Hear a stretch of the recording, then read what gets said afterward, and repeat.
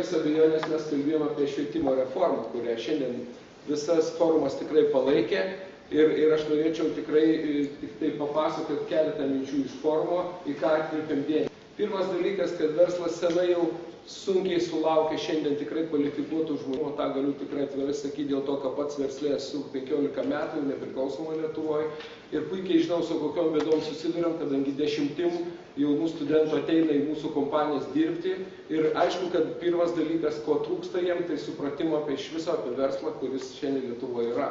Visi jie turi iš naujo persimokinti ir tas, kas universitete yra negauta, pirmieji 2 metai įmonėse praeina tik tai tam, kad suvoktų, kokiuose jie yra procesuose, ką jie valdo, kokia yra pradžia ir kokia yra pabaiga to, ką jie daro. Sekantis klausimas, be jokios abejonės, yra svarbus ir geras rodiklis buvo pasakytas apie mūsų šiandieninę švietimo sistemą, kad 70% baigusių universiteto žmonių eina persimokyti iš naujo.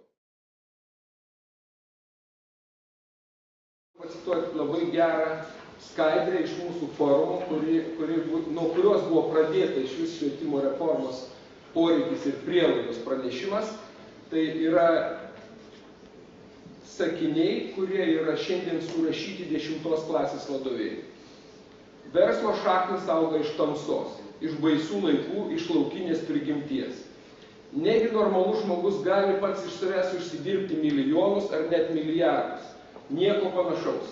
Jei nesugebėsi ko nors apvogti, apiplėšti, tokių turtų niekaip nesusikraus.